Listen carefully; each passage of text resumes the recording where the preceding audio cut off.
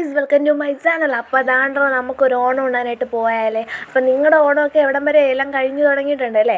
അപ്പോൾ നമുക്കൊരു ദിവസം നമ്മുടെ ജാൻസൂന് അങ്ങ് കേട്ടോ സദ്യ, അങ്ങനെ നമ്മൾ സദ്യ കഴിക്കാനായിട്ട് പൊയ്ക്കൊണ്ടിരിക്കുക കേട്ടോ. ഇത് നമ്മുടെ ഇവിടെയുള്ള ഓണപ്പൂവാണ് കേട്ടോ, ഇഷ്ടം പോലെ ഉണ്ട് കേട്ടോ. അങ്ങനെ ഇത് നമ്മുടെ ലക്ഷ്മിക്കുട്ടിയുടെ അതുപോലെ ഇവിടുത്തെ ചേച്ചിയുടെ അത്തപ്പൂവാണ്. അങ്ങനെ നമ്മൾ അകത്ത് കയറിയിട്ടുണ്ട്. ഇത് നമ്മുടെ സേട്ടന് സേട്ടി കേട്ടോ. ഒരാൾ ഇവിടെ നമ്മൾ സ്വീകരിക്കാനായിട്ട് നിൽക്കുകയാണ്. ടാറ്റ കാണിക്കാൻ വന്നപ്പോൾ എല്ലാവരും ടാറ്റ കാണിച്ചിട്ടുണ്ട്. അങ്ങനെ ഇത് ഇവിടുത്തെ മാധവനപ്പൂപ്പനാണ് കേട്ടോ. മാധവപ്പൻ നമ്മുടെ സദ്യ കളമ്പി വെച്ചിട്ടുണ്ട്. ഇത് നമ്മുടെ ജാൻസ് കുട്ടിയായിട്ട് ഇവിടുത്തെ ഓൾ ഇൻ ഓൾ അങ്ങനെ വന്നിട്ടുണ്ട്. അതാണ് ഈ കാണുന്ന സാധനങ്ങളെല്ലാം നമുക്ക് കഴിക്കാൻ വേണ്ടിയിട്ട് വിളമ്പി വെച്ചേക്കുവാണ്.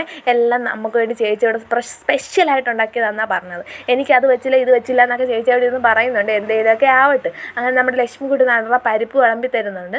അങ്ങനെ അതൊക്കെ കഴിഞ്ഞ് നമ്മുടെ ചേട്ടൻ നമുക്ക് വേണ്ടി എല്ലാ സാധനവും വിളമ്പി വെച്ച് തന്നിട്ടുണ്ട്. അപ്പം പിണക്കം മാറ്റാൻ വേണ്ടി ചേച്ചിയുടെ കൂടെ തന്നെ ചേട്ടൻ ഇരുന്നിട്ടുണ്ട് കേട്ടോ. അങ്ങനെ എന്താണ് സ്നേഹപ്രകടനമൊക്കെയാണ് നിങ്ങൾ ഈ കാണുന്നത്. പപ്പടം കൊടുക്കുന്നു, ചോറ് കൊടുക്കുന്നു, എനിക്ക് വയ്യ. അങ്ങനെ അവരുടെ സ്നേഹപ്രകടനമൊക്കെ അവിടെ നടക്കട്ടെ.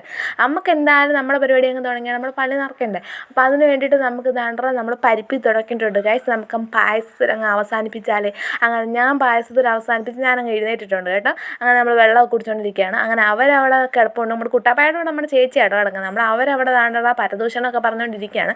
ചേട്ടനും ചേച്ചി നിർത്താതെ നോൺ സ്റ്റോപ്പായിട്ട് കഴിച്ചുകൊണ്ടിരിക്കുകയാണ്. അവിടെ ചേച്ചിയുടെ പായസത്തിൻ്റെ ടേസ്റ്റ് കാരണം എൻ്റെ ചേട്ടന് നിർത്താൻ വയ്യാന്ന് പറഞ്ഞ് കഴിച്ചുകൊണ്ടിരിക്കുകയാണ്. അവിടെ ചേച്ചി പറഞ്ഞു എന്നെ നാണം കെടുത്താനായിട്ടുള്ള മനുഷ്യൻ.